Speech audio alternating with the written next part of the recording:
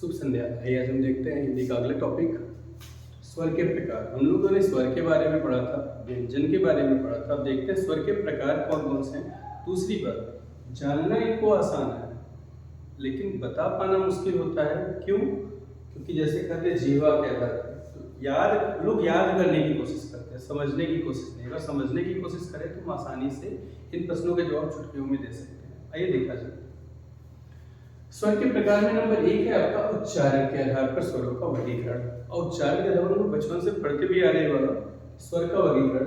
स्वर को 3 वर्गों में बांटा गया। एक आपका ह्रस्व स्वर, एक आपका दीर्घ स्वर, एक आपका प्लुत स्वर। ह्रस्व स्वर को मूल स्वर भी कहते हैं। क्यों मूल स्वर कहते हैं भाई?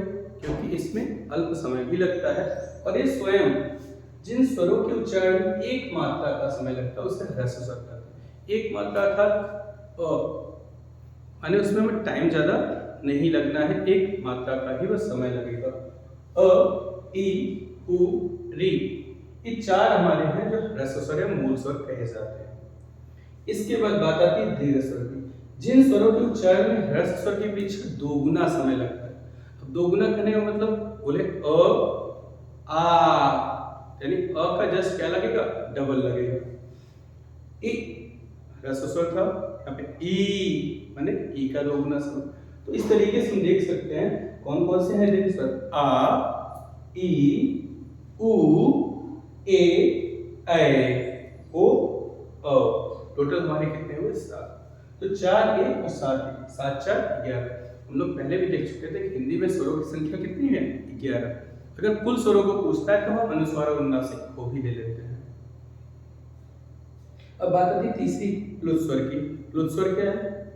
जिन स्वरों के उच्चारण में ह्रस्व की अपेक्षा 3 गुना समय लगता है उन्हें प्लुत स्वर कहते हैं। सबसे खास बात, प्लुत स्वर हम लोग बचपन से पढ़ते आ रहे हैं लेकिन प्लुत स्वर कहीं दिखते नहीं है। उसका कोई स्पेशल नोटेशन नहीं है उसका।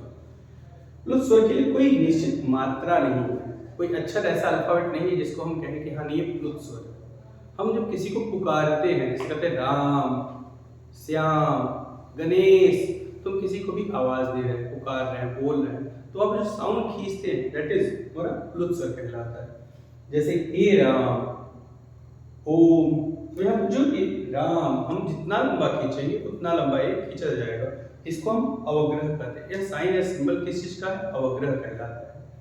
अब आगे ध्यान दीजिएगा, प्लुत स्वर का प्रयोग वर्तमान में नाट्य एवं संगीत में अत्यधिक किया जाता है। क्यों किया जाता है? क्योंकि वहां पर हम सुर और ताल का प्रयोग करते हैं, लोगों को बुलाने का, लोगों को पुकारने का काम करते हैं, तो उन जगहों पे हम प्लुत स्वर का इस्तेमाल करते हैं। बोलो, सुर के अलावा संवादों अथवा चीखने चिल्लाने में भी प्लुत स्वर की सहायता ली जाती है। नोट भी ध्यान दीजिएगा, संयुक्त स्वर। अब जो हमारा ए, ऐ, ओ, औ बना है वो स्वरों की सहायता से ही बना है, तो हम इनको थोड़ा सा देखना है और इनकी मदद से हम इनके उच्चारण स्थान के बारे में भी आसानी से बता पाएंगे। आइए देखते हैं कैसे। ए मतलब क्या बना? अ और ई मिला के हमारा ए बना, अ और ए मिला के हमारा ए बना। इसी तरीके से ओ और औ, अ और उ मिला के हमारा ओ बना, अ और ओ मिला के हमारा औ बना। ये हमारे 4 संयुक्त स्वर कहलाते हैं। अब इसके बाद मेन मामला इसमें आता है, सेकंड नंबर, जिह्वा के आधार पर स्वरों का वर्गीकरण करना। होता तो आसान है लेकिन हम जिह्वा के आधार पर पकड़ नहीं पाते। कहते तो कि जिह्वा के आधार पर, लेकिन उसको हम याद करने की कोशिश करते हैं। क्यों याद करने की कोशिश करते हैं? क्या दिक्कत आती है? समझने की कोशिश करिएगा। बोलते हैं अग्र स्वर, ई, ए, ऐ, और मध्य स्वर अ, पश्च स्वर आ, उ, री, ओ, औ और आ, मतलब आगत स्वर। अब इसको हम पकड़ेंगे कैसे? पहले तो हमको ध्यान है बात की बात है, पहले हम पकड़ने कैसे? तो आप देख पा रहे हैं कि जिह्वा में हमने आगे की तरफ अग्र स्वर दिया है, ई, ए। तो ऐसा क्यों? देखिएगा, जैसे अगर ये हमारा जिह्वा है तो जिह्वा का अग्र हिस्से की हम बात कर रहे हैं तो बोलते हैं ई। तो इसमें क्या हो रहा है? जीभ आगे की तरफ जा रहा है, अग्र स्वर आगे की तरफ दबाव बना रहा है। ए, ए। तो उस कंडीशन में हमारा क्या होगा? अग्र स्वर होगा। लेकिन जब हम बोलते हैं अ, तो अ में हमारा जिह्वा ना तो ऊपर उठता है ना ही नीचे उठता है, ना तो पीछे की तरफ जाता है ना ही आगे की तरफ, बल्कि मध्य में ही लगता है, स्थिर है। इसलिए हमारा मध्य स्वर कौन सा होता है? अ। बोल के अगर आप लोग प्रयास करेंगे तो बिल्कुल आसानी से कर पाएंगे। अब वही पश्च स्वर की बात आती है, तो पश्च स्वर जब हम बोलेंगे तो हमारा जीवा पीछे की तरफ खींचता है, जैसे ये चीज है तो पीछे की तरफ जाएगा। आ उ ऊ री ओ औ आ, यानी आगे स्वर के लिए। तो इनको हम आसानी से पहचान सकते हैं, हमारा क्या हो जाएगा पश्च स्वर। हाँ ट्रिक भी बना है, लेकिन ट्रिक के बजाय अगर हमको जिह्वा से आसानी से हम एक बार पकड़ लें तो हमको ट्रिक की भी आवश्यकता नहीं पड़ती। फिलहाल आइए देखते हैं ट्रिक। प्रिय बैठिए आगे, जैसे कोई व्यक्ति है वो अपनी प्रियतमा को क्या कहता है कि आगे बैठिए।